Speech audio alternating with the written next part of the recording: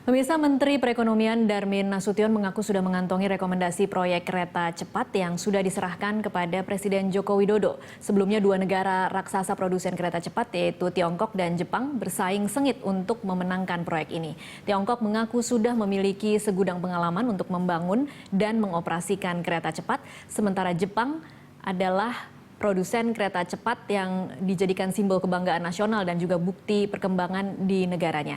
Siapa yang akhirnya mendapatkan proyek kereta cepat dan apakah penentuan pemenang proyek kereta cepat ini murni hanya pertimbangan ekonomi atau ada unsur politik? Sudah bergabung bersama kami di studio Wakil Ketua Komisi 5 DPR Muhyiddin Muhammad Said dan juga Wakil Ketua Forum Perkeretaapian Masyarakat Transportasi Indonesia Aditya Dwi Laksana. Selamat sore Mas Aditya dan juga Pak Muhyiddin. Selamat sore Mbak. Terima kasih sudah bergabung bersama kami. Dan pemirsa, Anda juga bisa ikut berpartisipasi dengan mengirimkan komentar atau SMS. Anda juga bisa menelpon ke nomor telepon yang tampil di layar televisi Anda saat ini. Dan saya akan langsung ke Mas Aditya dulu untuk melihat apa yang kita nantikan saat ini adalah pengumuman siapa yang kemudian akan dinyatakan sebagai pemenang proyek. Tetapi kalau kita kembali lagi melihat sebenarnya seberapa penting sih atau seberapa urgent sih kita untuk memiliki kereta cepat Jakarta-Bandung ini? Ya, terima kasih Mbak Tasya. Saya memang tidak akan berkomentar dulu mengenai apakah Jepang atau Tiongkok ya.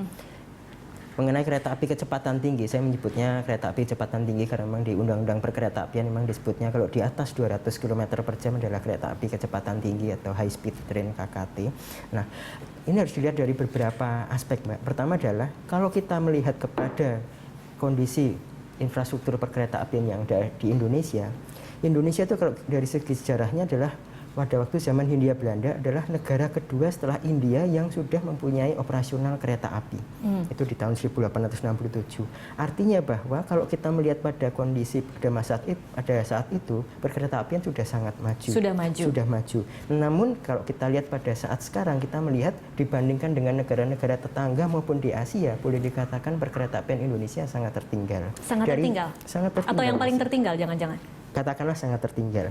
Nah, dari sebab itu maka Indonesia tetap memerlukan suatu upaya untuk mengejar ketertinggalan dari infrastruktur maupun sistem perkeretaapian itu. Memang kereta api kecepatan tinggi menjadi salah satu solusi atau upaya untuk suatu lompatan teknologi untuk mengejar ketertinggalan tersebut. Itu dalam satu hal. Namun hal yang kedua, kalau kita cermati juga bagaimana kondisi infrastruktur perkeretaapian di Indonesia saat ini dan bagaimana juga kebutuhan utama infrastruktur perkeretaapian di Indonesia saat ini, kita melihat bahwa perkeretaapian Indonesia itu hanya secara masif jaringannya di Pulau Jawa. Di Sumatera itu hanya ada di provinsi tertentu, di Sumatera Utara, Sumatera Selatan, Lampung, Sumatera Barat, padahal dan Aceh butuh pun ya, tidak aktif. Nah, padahal perlu upaya untuk menyambungkan terintegrasi jaringan kereta api di Sumatera, Kalimantan, Sulawesi, dan Papua dengan segala hasil bumi dan hasil tambang sumber daya mineral yang melimpah serta kebutuhan mobilitas penduduk dari antar kota besar itu juga belum memiliki jaringan perkeretaapian. Kalau kita bicara di Jawa, lintas ganda kereta api di Jawa hanya ada di lintas utara, di lintas selatan juga belum selesai. Kota-kota besar di Jawa maupun di Sumatera yang ada jaringan kereta api belum memiliki transportasi perkotaan yang baik dan memadai. Jadi judulnya perkeretaapian belum beres, tapi kemudian mau melakukan loncatan gitu. Artinya bahwa ada suatu kebutuhan juga untuk lebih fokus, untuk lebih energi pemerintah itu diarahkan kepada suatu proyek-proyek membangun infrastruktur perkeretaapian yang diperlukan untuk di Jawa maupun di luar Jawa. Sehingga kalau kita bicara kereta api kecepatan tinggi itu adalah suatu proyek yang katakanlah bukan sesuatu yang memang urgensinya mendesak, tetapi jika pun memang harus dilakukan, satu harus tidak benar-benar tidak mengurangi prioritas pemerintah ke arah pembangunan infrastruktur yang memang diperlukan. Jangan sampai mengurangi dan yang kedua prioritas maupun energi pemerintah ke arah tersebut. Yang kedua adalah benar-benar tidak membebani keuangan negara dari sisi APBN, baik melalui penggunaan dana APBN untuk pembangunan dan operasionalnya maupun ada suatu pinjaman yang harus dilunasi bagian pinjaman melalui APBN maupun penyertaan modal kepada suatu badan usaha milik negara tapi khusus untuk pengembangan kereta api kecepatan tinggi tersebut. Jadi kalau diusahakan jangan sampai keluar uang sama sekali begitu maksudnya? Ya, sebetulnya secara seminimal mungkin karena kalau ini benar-benar suatu proyek yang sifatnya investasi dari investor, mestinya investor sudah punya hitung-hitungan kalau memang pemerintah harusnya punya posisi tawar di mana kalau memang investor memang memang yakin ini memang menguntungkan, ya go ahead, karena ini sifatnya adalah bisnis. Oke, Mas Aditya, kalau saya tanya kepada Anda, jadi sekarang ini sebenarnya sebaiknya kita lakukan atau tidak lakukan? Kalau menurut pendapat saya pribadi, itu bisa dilakukan dalam jangka waktu sekitar 5 sampai dengan 10 tahun mendatang. Tetapi pada saat ini dimulai 2016 selesai 5 tahun mendatang atau 5 tahun mendatang baru mulai membangun? Saya rasa kajiannya bisa dimulai pada 5 tahun mendatang, Mbak. Oke. Karena memang sebetulnya proyek ini juga bukan proyek yang cepat terlaksana ya, Mbak. Ya. Kalau saya baca di proposalnya Tiongkok misalnya diupayakan 3 tahun selesai, Jepang 5 tahun selesai.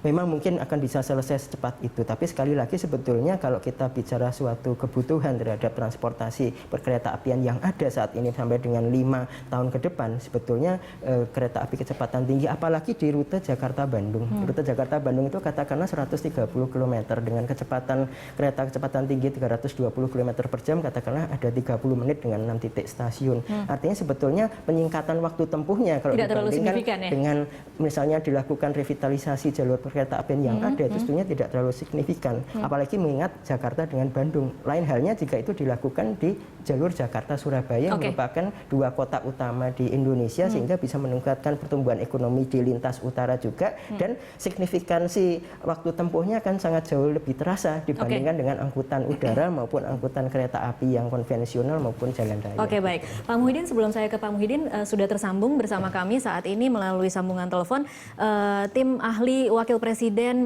Yusuf Kala, Sofyan Wanandi. Selamat malam, Pak Sofyan. Selamat malam. Iya, Pak Sofyan, kalau boleh kita tahu hari ini atau sore ini sudah sampai mana perkembangan memutuskan siapa yang menjadi pemenang tender? Kalau menurut informasi saya bahwa putusannya kan tadi baru dilaporkan secara garis besar, dan putusannya akan diserahkan kepada Presiden untuk memutuskan. Tadi cuma laporan menteri-menteri yang bersangkutan yang melaporkan kepada Presiden, tentu hasil daripada dia punya konsultan, daripada Boston Consultant-nya, kelebihan dan kekurangannya tiap-tiap yang menawarkan, apakah itu Tiongkok maupun dari Jepang begitu. Tapi belum ada putusan, dan ini tentu harus dianalisa dan dilihat dulu oleh Bapak Presiden apa yang terbaik untuk Indonesia, saya rasa. Oke, apa yang menjadi rekomendasi dari Boston Consultant itu kemudian tetap menjadi kebebasan pemerintah untuk memilih mana, apapun rekomendasinya, Pak Sofyan?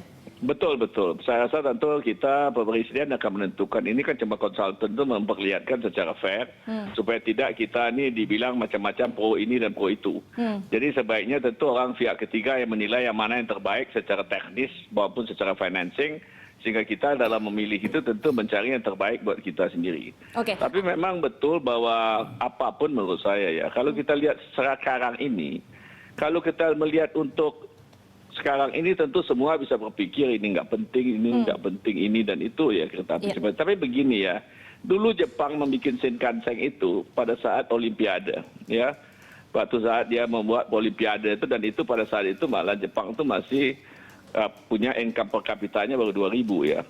Tapi kan dia melihat jangka panjang kebutuhannya itu, dan sekarang mereka nikmati ini semua. Jadi sekarang kita kalau memang melihat hari ini perlu tidak perlunya dan lain-lain, saya rasa memang kalau dibilang sekarang tidak perlu. Cuma kalau mau lihat ke depan, kita betul-betul mau menggerakkan ekonomi kita, tetapi tentu dengan syarat bahwa pemerintah sama sekali tidak menjamin, dan ini diserahkan kepada swasta dengan swasta, terutama BUMN-nya Indonesia, BUMN China atau Jepang yang kali ya. Jadi ini yang kita harus lihat kepentingan-kepentingan ini dalam rangka jangka panjang. Kalau bicara sekarang ini berteori-teori kita dan tidak mau melihat jangka panjang, kita membangun ke depan ini mau kemana, dan ada peluang-peluang seperti sekarang ini, kalau kita membangun 5 tahun lagi, belum tentu peluang yang begitu hebatnya dan begitu baiknya itu mungkin tidak ada datang lagi 5 tahun depan. Oke, ada semacam tenggat waktu tidak Pak Sofyan, atau batas waktu memang harus cepat diputuskan segera supaya kemudian proses pembangunannya bisa cepat dilakukan secepatnya mungkin tahun depan misalnya? Saya pikir kalau Pak Sekapnya bilang bahwa Presiden mau menentukan minggu depan kali ya, itu tanggal waktunya. Kan ini tertunda 1 minggu katanya. Tapi saya sendiri tidak tahu. Itu tergantung tentu Presidennya sendiri, dan setelah mendapatkan laporan dari semua menteri yang bersangkutan itu menentukan yang terbaik buat Indonesia. Tapi saya tahu betul bahwa pemerintah sama sekali tidak mau memberikan garantinya. Biarpun kita tahu mungkin bahwa untuk tahun-tahun pertama pasti proyek itu pasti rugi karena itu mesti disubsidi. Dia punya, kalau kita melihat, kalau saya baca feasibility study daripada Jepang dan lain-lain, itu kan kira-kira tiap-tiap kereta itu yang penumpangnya harus membayar kira-kira 200.000. Satu orang untuk Jakarta Bandung dengan kereta cepat itu yang 36 menit cuma sampai begitu ya. Jadi semua itu kalau saya lihat tahun-tahun pertama pasti itu rugi. Dan berapa jauh kekuatan daripada BUMN kita untuk menanggung kerugian itu. Jadi semua unsur itu harus kita pertimbangkan.